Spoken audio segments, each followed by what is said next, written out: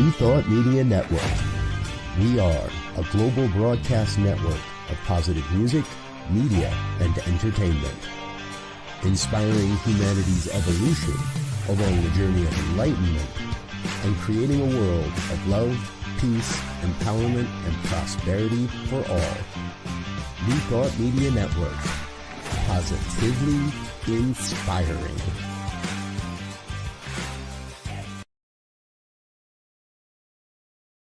Welcome to Girls Behaving Metaphysically. Your hosts are two girls who believe that life is awesome, that laughter heals, and that it's possible to find deep spiritual insights in everyday experience.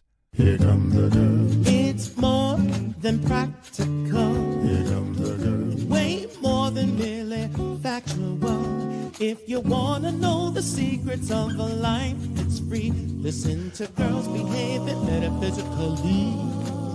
Listen to Girls Behaving Metaphysically.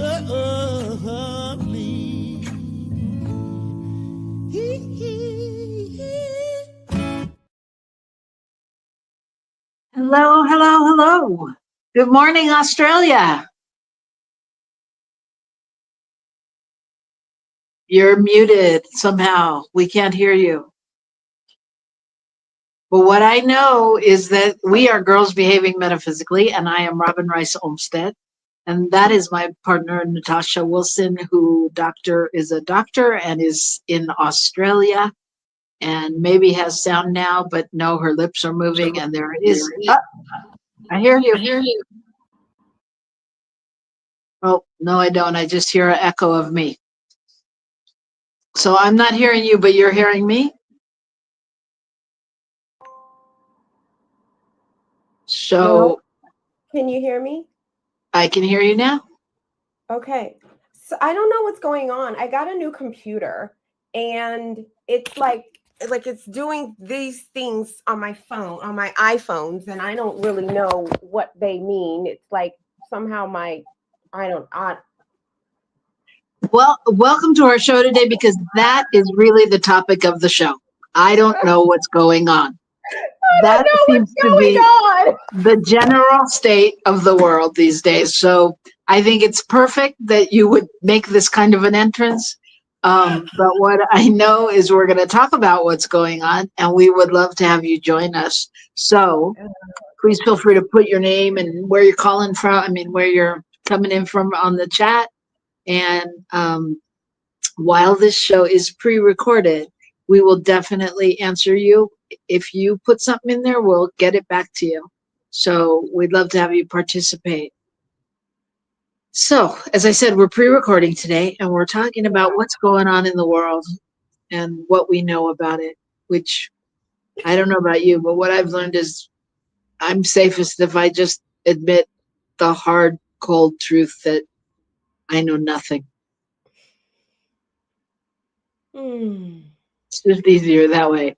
I know nothing, because anytime I think I know something, it tends to change. So, yeah. So I guess that's it. That's what I know. I know things will always change. That's what I know. There you go. So there you have it. And then I'm happy to just leave it there. But we're not going to leave it there. We're going to talk about it. So you don't want to miss that. But before we do, let's just talk a little bit about what's going on. How are you? How was your week? What's going on over there in Brisbane, Queensland? It's so interesting because life here in Brisbane, for me, okay, it's really, I feel in so many ways I am living my dream life. My daughters are safe, they're growing strong, and they're smart. I have a beautiful house. It's sunny most days in here, it's the sunniest place in the world. Like life here is so good. I feel like I just like it's my life that's still in the US that has everything going on in it, but No, but you're like my family. I literally just and yeah, life here, right now, here, just right now, here is good. I am grateful, Good. but I have a family, and I'm still an American. So that complicates the Right. situation. Yeah, it does. It does.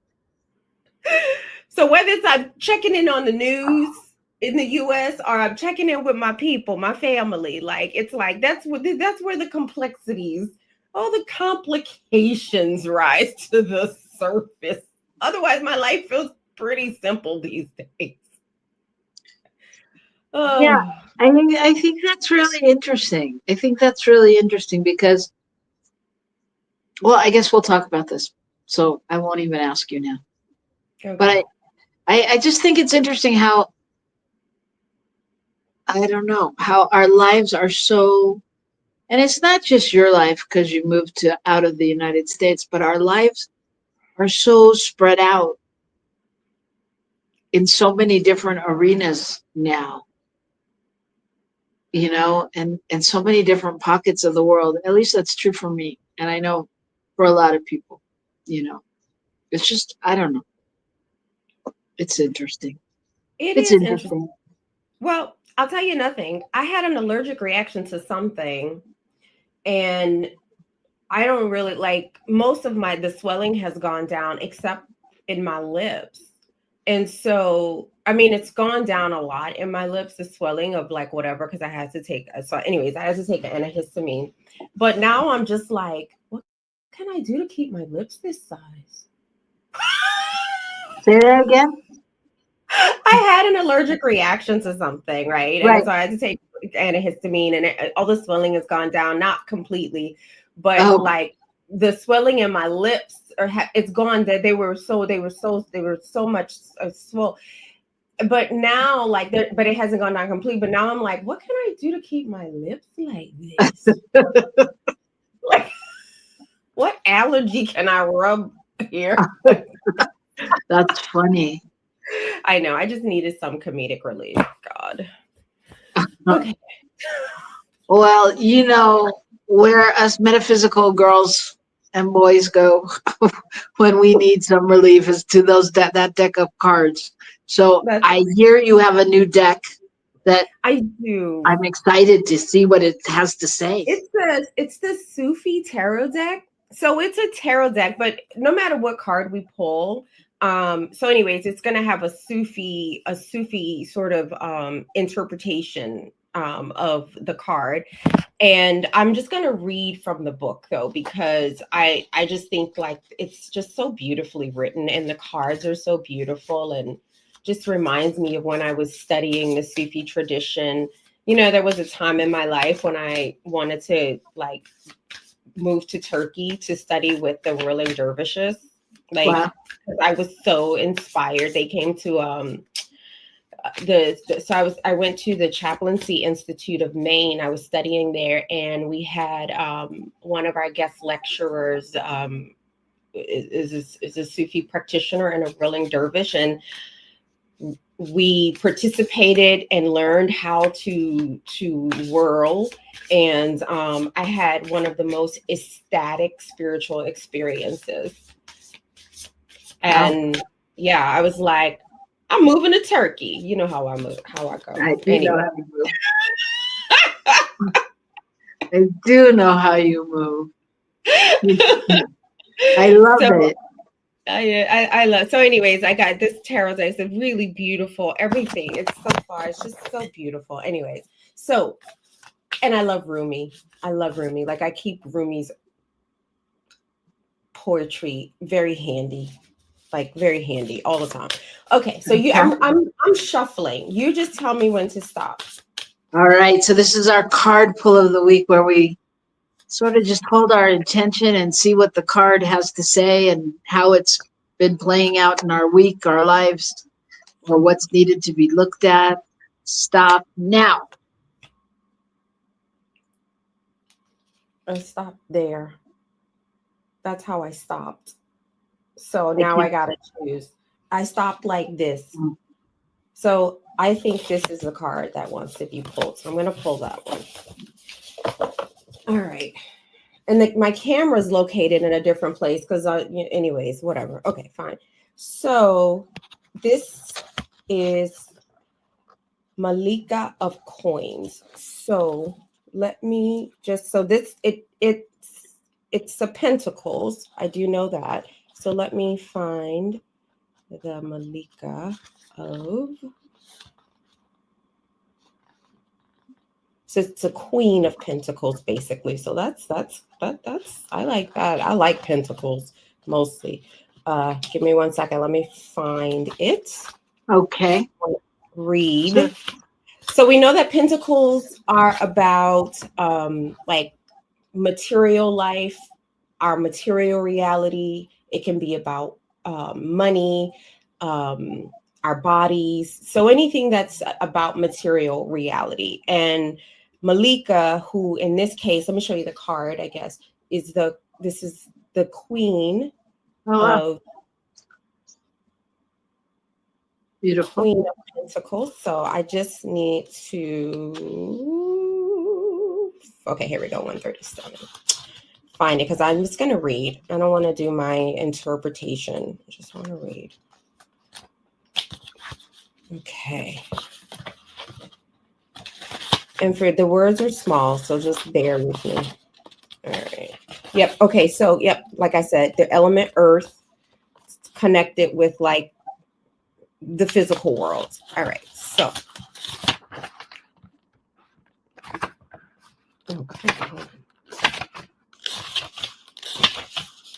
So while you're looking for that. Here we go. Okay. You ready? Yep. No, did you want to say something before I read? No, I was just going to fill in the space. You read. Okay. So Malika of Coins pulled upright represents being grounded, down to earth, being either a healer or in our healing potential. It's nurturing, it's maturity, it's generosity, it's kindness. This card is about being organized, and it's also about financial abundance. So I like it. I know. As I said, I like Pentacles, and I like the Queen of Pentacles. I love when she comes. Okay. The Malika of Coins is the Queen of Earth, aligned with the beauty and magnificent abundance that the earth gifts, that the earth gifts us each waking moment. She embodies the best of Mother Earth and exudes an abundance that comes from working with nature, within and without. She values the physical senses and all they can perceive, attuned to a scripture in which the divine says, "Yes, I was a hidden treasure and I longed to be known, so I created creation." She sees all of creation as the divine, appearing in manifest form for each of us to love. And as such, she cherishes all around her. She is generous, warm-hearted, and caring, receiving from the divine and sharing with all creation. When this card appears for you, you are being guided to the abundance in your heart, in your soul, and all around you. It is possible to have a spiritual connection with the world if we learn to see it as reflective of the divine. The Sufis tell us that one of the first signs of an awakened soul is an appreciation for beauty in nature, in music, in art, and most importantly, in the mundane. The Sufis also tell us that real riches do not come from an accumulation of worldly goods, but from a contented mind and soul. The Nafis al-Mutanana, is this true in your life? Is the question, is this true in your life? And the contemplation is there anything in the physical or material realm that takes my peace away? How do I relate to nature as divine creation? And the affirmation is, I wear gratitude like a cloak. It nourishes me on every level. Mm. Yeah, I love that. I mean, I think it's so poignant for the times we're living in. Yes. You know, I mean, I think this is what, at least for me, this is what I feel like I'm being called to do. You know, and in a lot of ways, I can't quote what you said, but you know, it just reminds me of, you know, being in it but not of it. Really being able to be present in a different way. And it's really a new way in my world anyway, of I don't know, just knowing that I don't know and allowing that to be the next step, to be from in the moment, you know, and with that grace and beauty and all that card felt like kindness. Yeah. You know, what's really like, well, there's so much that was in there. And what's staying with me is about the Sufi saying, like, the first signs of an awakened being is the capacity to behold beauty in music and art, and really just in all of life's creation in nature. Yeah. And wearing gratitude like a cloak. I like that. I like that. That, just reading that really kind of soothed. This feels like a bit of balm on my nervous system right now. Right. Yeah. Yeah. Maybe we should read a Rumi quote every opening. We could do that. Yeah. Yeah. And I also think that it's a time where, you know, it's a big ask possibly, but it's where we're being asked to see the beauty in every moment, you know, and it's a big ask because there's a lot happening in the world. Yeah. You know, another thing that came up in what I just read there was saying, it was something around the line of, like, you know, this having this awareness that the divine is in everything that we behold, that the divine is like a reflection in everything that we behold, and that in this world right now, that feels like a big ask. And then sometimes I feel like, and when I really sit with that, there is this part of me that can kind of see it, sense it. Even in, like, the mishigas, the chaos, you know, what seems like chaos. Sorry, I haven't learned how to turn things off on this new computer. But, like, I can kind of sense it.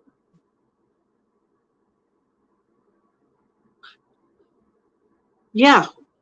I think, I mean, I think that's a good point. I think because you're reminding me right now when you say that, you know, and you're saying that the ask or that may be challenging at times to find God, spirit, the divine in every moment. And what I was saying was, it's hard to find the beauty in every moment. And it's interesting because for me, even though I know they're one, it separates. Like, I don't have a hard time finding God in every moment, but I have a hard time calling it good all the time, you know, or seeing the good. And I mean, that's interesting because it seems like separation, and yet, you know, I don't know. It is what it is. You know, I think this is like, we're really getting, I think, like a crash course in the need to step out of dualism. And right, like, the divine is it's unity, it's oneness. And so it's all of it, right? It's the good, it's the bad, and I'm thinking about this because I've been doing a lot of like, I feel like in my life, the concept of the shadow has been coming up a lot. And in my work with clients, we've been doing a lot of work around integrating like the like disavowed parts of self, right? These parts of us, you know, internal family systems theory, like where we look at these parts of us that exist that we would rather not exist. Right. And we would rather not, right, like, because they remind us of like either our the worst person in the world. But there is this thing that happens through the process of integration, right? Because the more, and we can look at it through shadow work if we want to talk about it from a Jungian perspective, or we can look at it through like the lens of, like I said, a therapeutic perspective around integration. Like, I feel like we're being called to really integrate our collective shadow, right? Yeah. Like, this is looking at it and be like, this is so bad. This is just bad. This is bad, you know, like bad, bad, bad. I think we're getting this opportunity to sort of like look at where any of that lives in us and be courageous in ways I think we have not been always, whether in our personal lives or collectively. Right. And so I'll just give an example. So one I have a client who's a very well-known writer and does these workshops and is I'm trying to keep this in a way that I can keep it de-identified.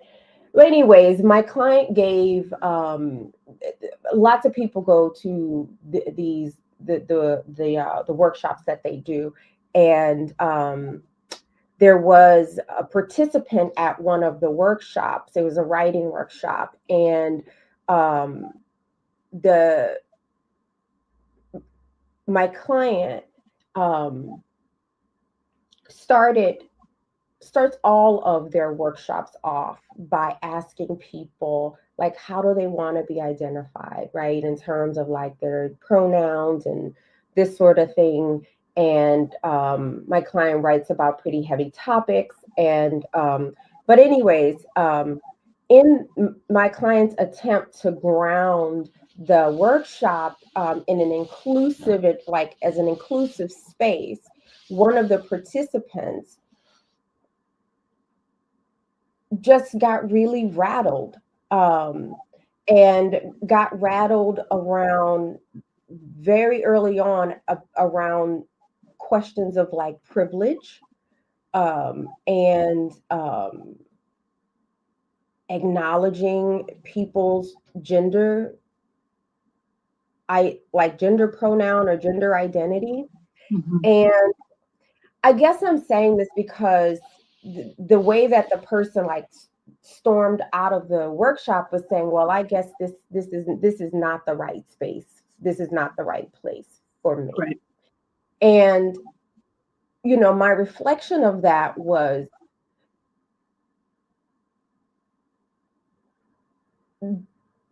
yes, this person missed an opportunity to do something different than what we do all the time collectively, right? Is we come again, we hear a topic like, or we hear a term or a phrase like white privilege, and instead of getting curious, there's they get activated and triggered. And in my you know, like even in my research, you know, which looks at it looks at um, the formation, racial identity formation, and how we come into consciousness about ourselves as quote unquote racialized beings. And in my research with white identified people that I interviewed, a lot of shame and guilt surrounds the process, right? Mhm. And you know that shame looks a lot like trauma. Like they're almost like opposite sides of the coin. And Mhm. so we can like sort of meet this moment with shame and guilt or whatever, or we can make another choice and be courageous and confront the things that we wish didn't exist in us or didn't exist in the world. And I feel like I've said a lot there. But I feel like there's an opportunity to do things different. That's what I'm like when I see all the mishegas every time I have a second to turn on the news.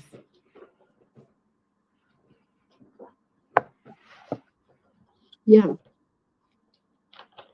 Yeah, I mean, I think you're right in that it's definitely an opportunity, and we get to choose. You know, in each and every moment, we get to choose how we handle it and what we get to learn or know, or if we get curious, or if we stay in our silo, or if we branch out, or what we do. And it's yeah, I think it's a super important, tender time around that kind of a topic, because there is a lot going on, and people are sensitive about different things. And yeah, I mean, I think I love getting curious, because I think that's, for me, that's one of the keys to life, right? Is to get curious, to not be stagnant, to not, I don't know, to know that, to be open to possibilities. And so I think that's important, and I think that's a lot of what that card brings up. Yeah. But yes, I hear you. And about being grounded. The Queen of Pentacles is about being grounded. And I think that because of all the things that are coming to light, that's what I'll call it, because it's not like any of this stuff is actually new. I feel like with all the things coming to light and things that we could typically deny, or put blinders on in the past, like the world we live in has just burst the blinders off of us. I lost my thought. No, grounded. That it can be so ungrounding, right? With everything that is just sort of seems like it's happening. Like this is happening, that's happening, this is, it's just, it can be so ungrounding. And what would it be like to take our power back and be grounded beings at this time? Like, could that in and of itself? I think that's a great question. And I'll say that I just had a conversation with a minister, where I was inquiring about how they were and how their community was and what was going on, kind of thing. And they told me about what wasn't working for them, which was fine. But they told me about what wasn't working and how the community was stuck in their ways, and because they were a new community, they were a new minister to that community.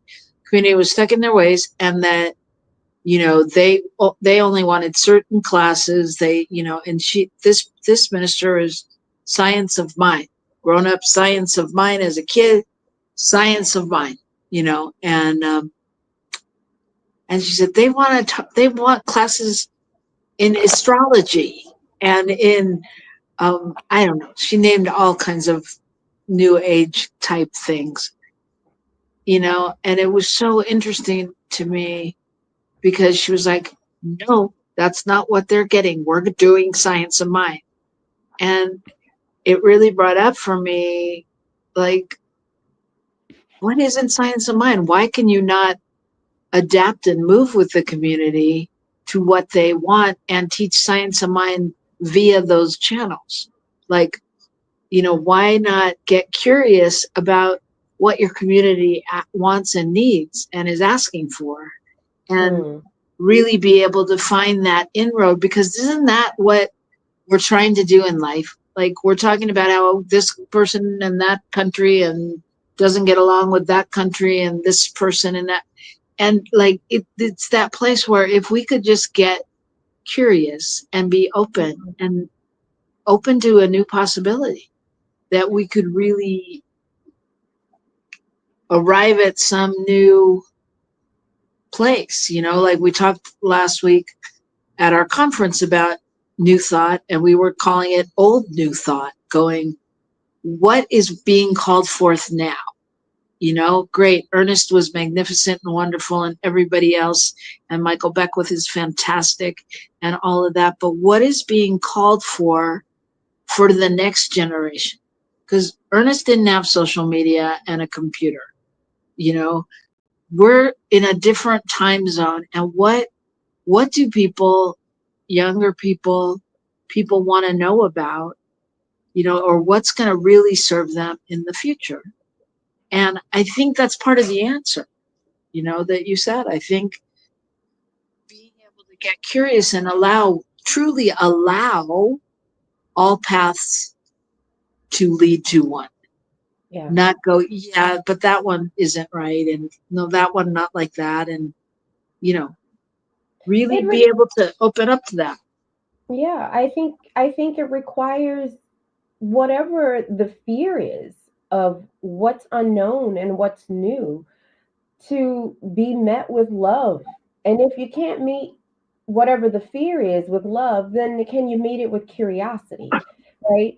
And so, and the other thing is, like, if we want to know what the next generation, or because any spiritual movement or whatever, it needs to be able to breathe and grow. It needs to have like it needs to live. It needs to be a living word.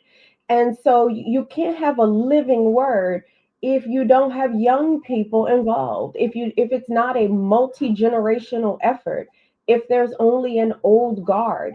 And I think I don't know. Again, change is the one thing I know for sure. You know what I mean? It's the totally. One thing I know for sure. It's the one constant in the universe. And it's multi-directional change. It's multi-directional. I know there is this sense that I'll leave it at that. Change is multi-directional. We need to choose the direction of the change. That's where we have some control. Right. And just for clarity, I also want to say, as with most congregations, communities, centers, like the average age is 60 plus. And this was not a young community wanting the astrology and the different things. She said that the average age at her place was 87. So it doesn't, but it's just curious to me. I don't know. I'm not a minister, as my producer will tell you, nor do I play one on TV. But I would think that my job would be to serve the people. Mm-hmm. And meet the people where they are, and figure out where that comes together. And of course, Absolutely. Those that fall by the wayside and new people come. But anyway, I think that's kind of the openness that we're talking about, and the, all that you said about what's needed in the world. So we're going to discuss that, but we like to keep our producer on our toes. We don't like him to think of breaks coming 10 minutes in. We like to make sure he is listening, ready, and waiting for us to let you know that we're going to have some announcements, and then we're going to come right back here on New Thought Media Network. So don't go away. Please help us say thank you to our organizational sponsors, including the Hefferland Foundation, Affiliated New Thought Network, International New Thought Alliance, Science of Mind Archives and Library Foundation, Center for Spiritual Living Denver, Center for Spiritual Living Midtown, New Thought, Philadelphia. Planned Happiness Institute. Summit Center for Spiritual Living. One Heart Retreats. Center for Spiritual Living on the Lake. Unity, Kitchener. Unity Spiritual Center, Ottawa. Om Center for Spiritual Living. Satya Center. Begin Within Ministries. Center for Spiritual Living, North Jersey. Unity of Savannah. And the Center for Spiritual Living, Seattle, as well as all of our individual donors. Thank you for being part of the New Thought Media Network. Please like, share, and subscribe. New Thought Media Network, positively inspiring.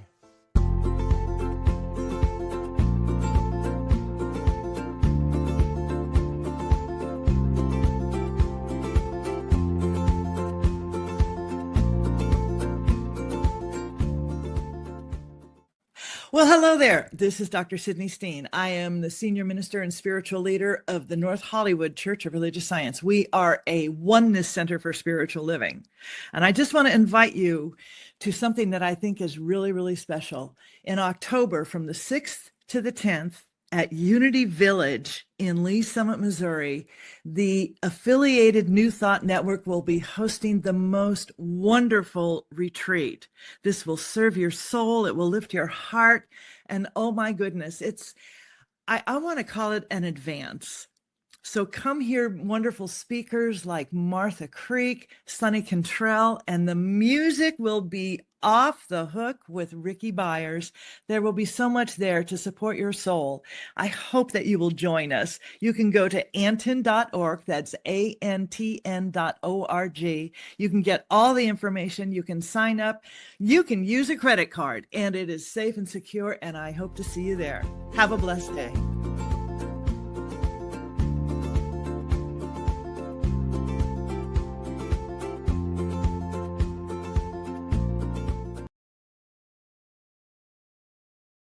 Welcome to Girls Behaving Metaphysically. Your hosts are two girls who believe that life is awesome, that laughter heals, and that it's possible to find deep spiritual insights in everyday experience. Here come the girls. It's more than practical. Here come the girls. Way more than merely factual. If you want to know the secrets of a life that's free, listen to Girls Behaving Metaphysically. Listen to Girls Behaving Metaphysically.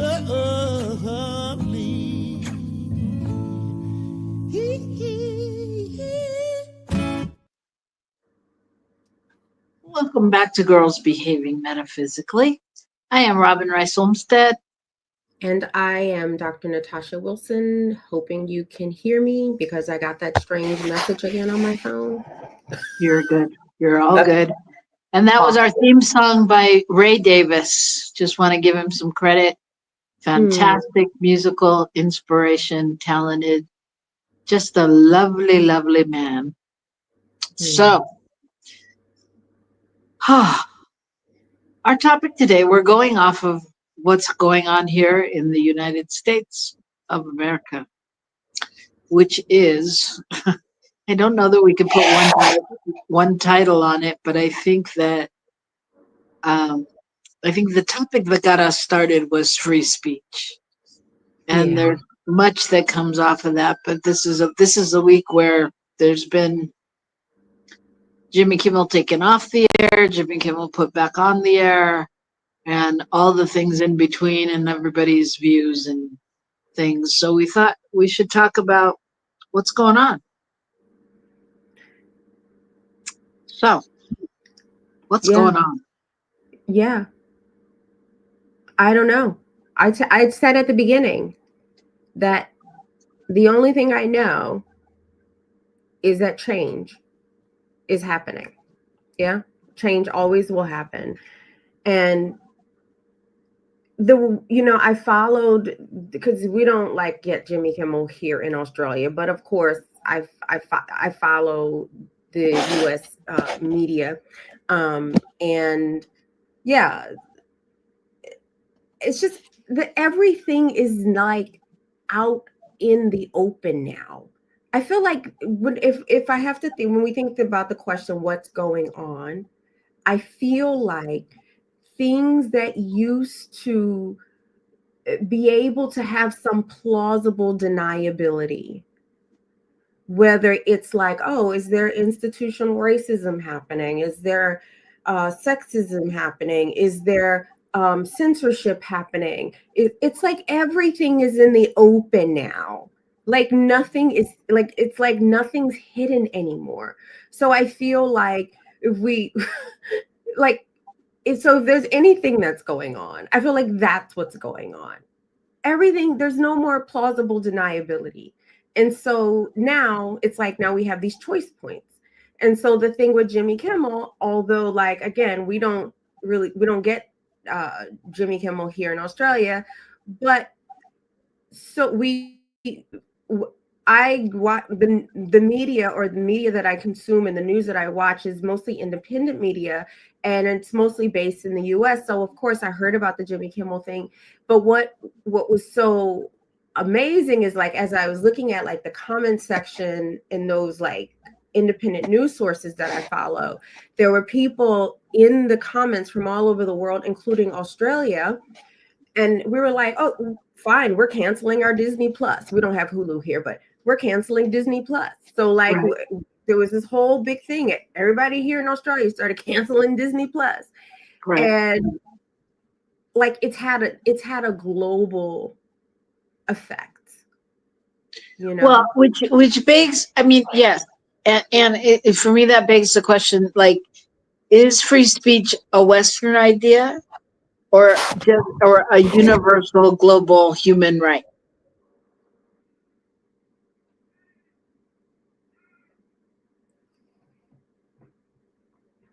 I guess it depends on what we mean by free speech.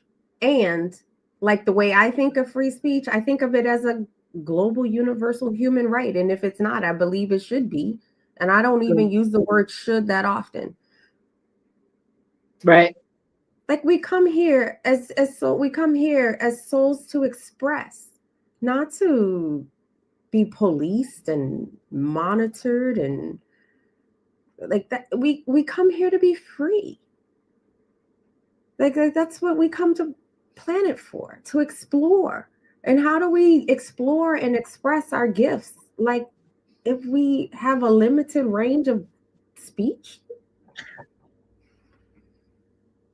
Yeah, I hear you. And for me, yes, and I agree with you. And I think that, you know, I mean, I think in some ways, probably free speech is more westernized or more kind of encoded in our constitution kind of thing. Not that other cultures and traditions and places don't have similar, have a universal declaration of human rights, so that it's, there is that piece to it. And I think what's so interesting to me about the whole Jimmy Kimmel thing is that when you look at what he said, it wasn't even bad, in comparison to how many things have been said over time. And I'm sorry, I would say even out of the mouth of our fearless leader, like the way he talks about people to me is appalling.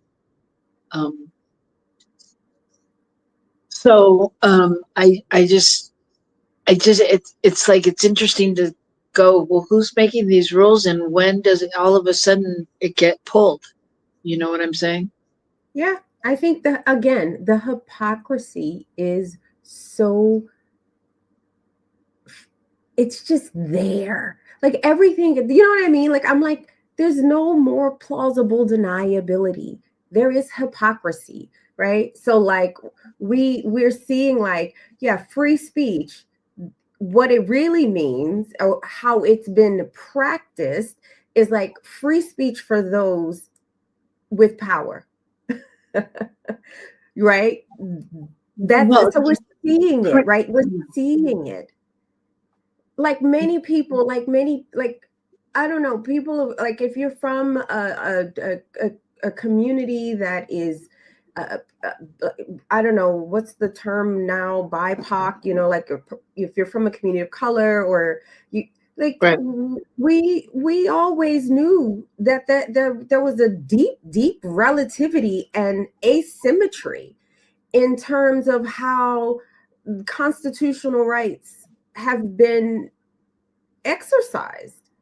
Like, but now it's just out there for everybody to see. Like, it's just there. We see the hypocrisy, right? And yes, I think the West sort of shaped our current ideas. Like, even when we think about the Universal Declaration of Human Rights, like the West has shaped those ideas, but those ideas have been around for a very long time. Yeah. A very long time. And when we look at like any society around the world, even the ones that we think of as like the most repressive, what are they trying to repress? They're trying to repress people's expression. So this is why I think free speech is like a universal, it needs to be universal. Yeah, I agree with you.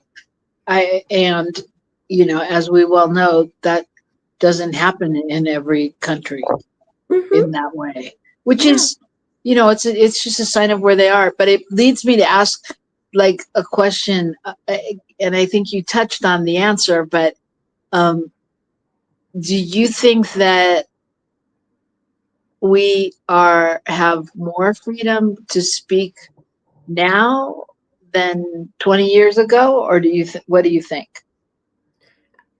No, and I'm going to be very honest. So like, you know, right before we started recording, that I was on the phone with my mother. And part of the thing that's happening in my family right now is that my mom really wants to come to Australia, but my dad doesn't. And the thing that's really holding up my dad is he's afraid to fly across the Pacific Ocean. He's like, and the fear is very real for him. And so anyways, and there's like now all this other stuff that's happening as a result of that. But, you know, I was flying to the United States quite regularly when Joe Biden was president, while I was still living in Australia. As soon as the COVID restrictions lifted, like I started going back to the US on a regular basis. I have not gone to the US, and I'm not flying to the US unless I absolutely have to. And why? Because like my entire, as an former academic, I guess, like my entire last chapter of my dissertation talked about basically the threat of what would happen if we stayed in collective denial around racial trauma and racial trauma across the board. And I talked a lot about Donald Trump in that last chapter of my dissertation. And I know colleagues and clients who are academics who write in the same spirit that I have, who've been like contained, or what do you call it? Detained. I said contained. Detained, right? Like, and I'm like, I'm not gonna take that risk. So I don't feel like speech is very free. I'm, you know, like the very reason why I will not fly to the US right now is because I'm afraid of being detained because of my work, the work I've done and the work that I do, the stuff I've written, the stuff I've published. You know, I've published a lot of stuff with regards to LGBTQI community. Like I've published a lot around the rights of queer people. Like that was my original scholarship before I started looking at anti-racism and anti-whiteness in my work. So no, I'm not willing to risk it. So it means I'm not seeing my parents, you know? So like, Yeah, no, I feel like speech is not freer. Yeah. And, you know, unfortunately, we started this conversation very late and we're out of time. And I just want to touch on my answer for that, because I think the question is really a paradox. I mean, I think that there, you know, yes, in terms of platforms and possibilities, that anybody can talk nowadays and online and to global audiences. So in a way, I feel like we have more. And then the same reasons, I feel like we have less, because there's more visibility, and that means more risk of backlash, and exactly what you just said, of being detained and being, you know, especially in this climate where we are watching that happen, you know. So it's really it's an interesting thing, and I think that, you know, it I don't know, free speech and being able to speak out is so important. And I just encourage everybody to, you know, look at what it means to them in their life, and to really just be attentive and watch what's going on. And, you know, you'll know what's right to do, but it is an opportunity truly for us to step out and be advocates of what we believe. Would you like to have the closing word, Dr. Natasha? I, you know, I don't know. I'm just going, you know, thinking about the original question, and also never thought I'd live in a time where I would not want to come back to the United States because I was concerned that my scholarship could make me a target for being detained by immigration. Yeah. On my way back home. Right. So, and that is, and I know there's ain't nobody gonna rally for my black ass. I'm just gonna be somewhere in alligator Alcatraz. So no, So I'm not coming. So hey, I'd rally for your black ass, girl. I would rally, and I know Michael Mangus would come with me. We'd bring New Thought Media and take them down. You are not alone, sister. There you go. You are not alone. So, and that's what we all need to know, is that we're not alone. You know, no matter how much it feels like, because right now is when it feels like an island, you know, and we're not alone. And so that's why it's important to be with what you believe, and really know that you're not alone, and move that, you know, hold that vision. Yeah.